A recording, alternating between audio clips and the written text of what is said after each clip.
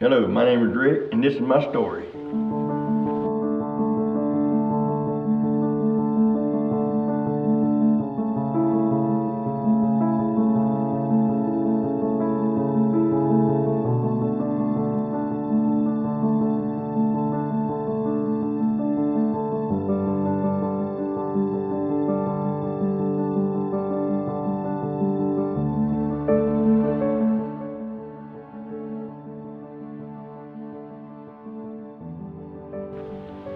Well, it goes way back.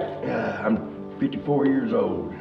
It goes back, way back, and started out when I was young. My mother raised us three by herself. There was never a man in our lives, no father figures. Learned to play sports just through a lot of children, kids, buddies in neighborhoods. I trying to be a good ball player, baseball.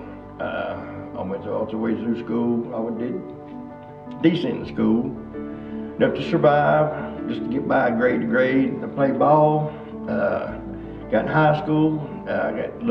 Colleges were looking at me. Boston Red Sox with their camps. Was doing good. Then senior year, I started enjoying the bad things of life.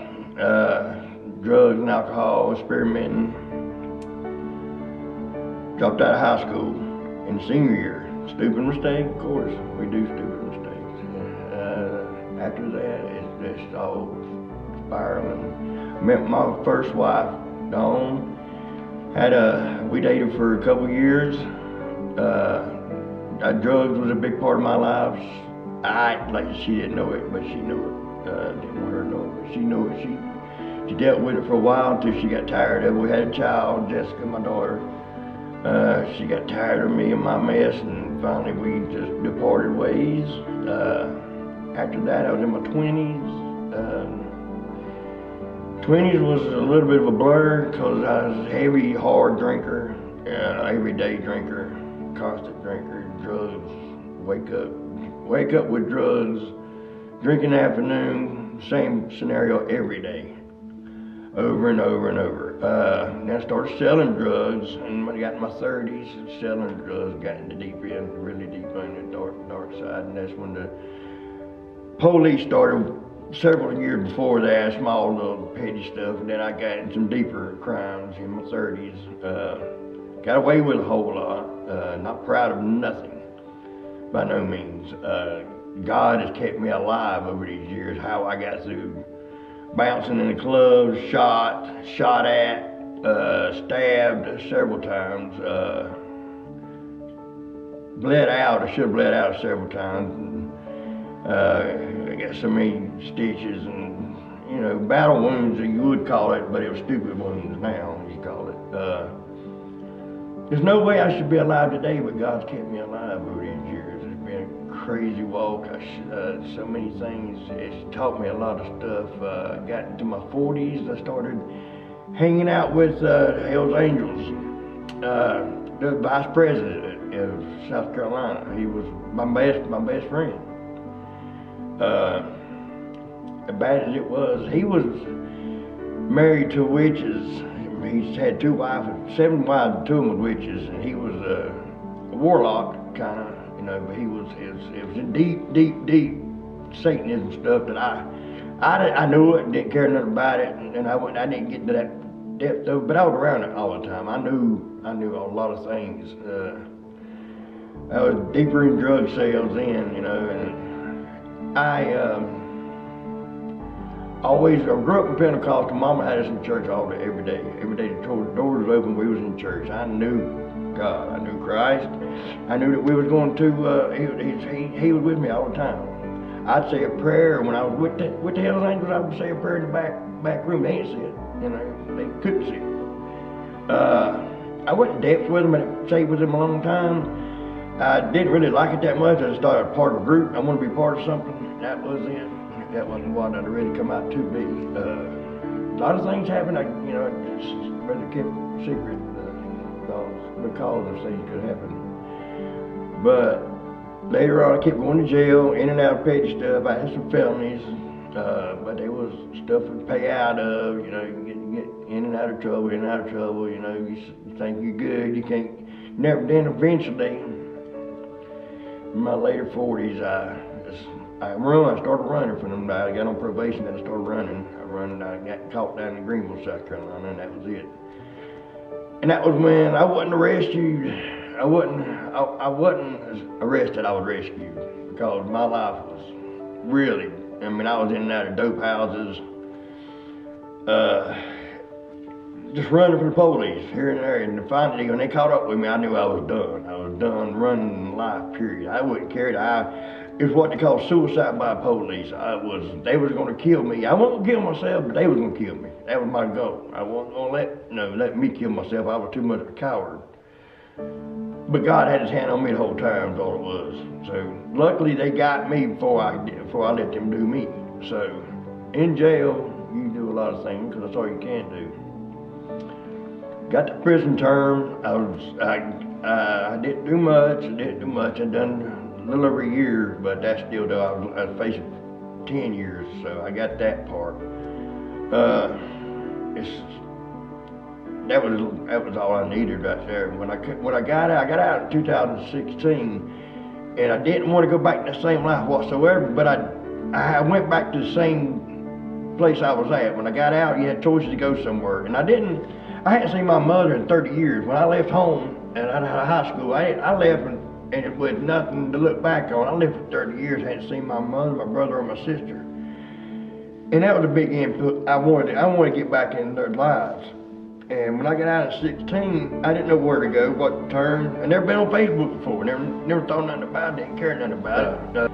I walked out of prison with nothing but clothes on they give you to walk out on, which clothes somebody sent me up there.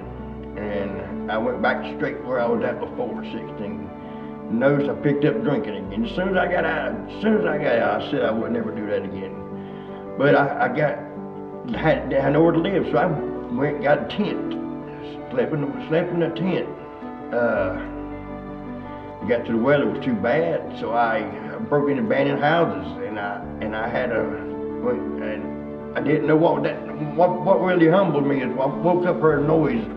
I was laying inside of an abandoned house, and I had a light, looked up, shined, and it was a possum looking me dead in the face. And I said, "This is it. This is the end. I don't care no more." So after that, I went to the library. The next day I went to the library. I said, I heard about Facebook, so I found my brother on Facebook, Jeff. He lived up here in Denver, and I looked him up, and I called, and we got in touch, and we met back up. He come and got me. I moved back home. I moved back home. They always say you go back home. So I went back home. We reunited with my family. It was a wonderful thing. And my mother always prayed for me. I know she was always in deep prayer for me. And I come back, and even though I still drinking when I come back. And then one day in 2019, I was sitting down in my shop down at my mother. I was living with my mother then. Me and her got reunited, and I stayed with her. I was going through disability because I got a lot of health issues. Total back surgery. I've got lung disease. It's pretty fatal. It's terminal. But God got healing powers. So it's whatever it is. And in 19, I'm sorry. I said I was down in my shop, and I told God I had a case of beer and a fifth of vodka. And I told God, I said, I'm tired. I'm so tired of this drinking life. I said, Father, if you take this taste of alcohol from me, I said, I'm done with it. And that day, I was drinking every day of my life when I wasn't in jail. I laid that liquor and alcohol down, liquor and beer down, never touched it again. And I left that alcohol down in that building just to test myself, and I never touched it. And I worked right beside it, knew where it was at, never touched it. Asked him in my life. I give my life to God right then, and it just lifted everything out and just like filled and pulling everything out of me that drug me down for all them years. Praise God for it. Hey, if it wasn't for Mom's prayers keeping me alive over the years and keeping me going, God keeping His hand upon me, and He was with me the whole time, even though I wasn't living the life I was supposed to live.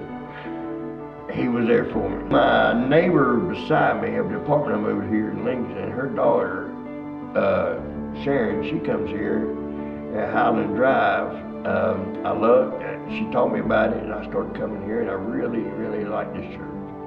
It's really a hometown church to me. It's the hymn book singing, some contemporary singing. Pastor Luke's got the good word, you know, gets me fired up some days. I want to get up and run around the church every now and then. I might be broke down, but I still put the fire in me. But you know, it's good. This church has been great to me. I got baptized here, and I got baptized as a kid, but I was too young to really understand it. I did it in the creek actually. I actually was just playing. But our pastor, he baptized us. But now as an adult, I did a baptism by showing the world that I dedicated my life to God. You know, and my walk with Christ is for real. And then shortly after that, I become a member here at Allen Drive, and I tell you, I enjoy it. Some days, I miss a few Sundays, but I try not to. I really enjoy it. I just need to get more involved. I just don't know how to socialize. That's one of my bad parts about me. I just don't know how. I did it with blind eyes over the years because they stayed red all the time, and that's the only way I socialize with people. And it's hard. It's a big change after 33 years apart to doing no partying. You live by chemicals, now I live by God. You know, it's a wonderful feeling. If I could only explain and bring more people to God, that's what I want to do this video. It's not about me, it's all about Him.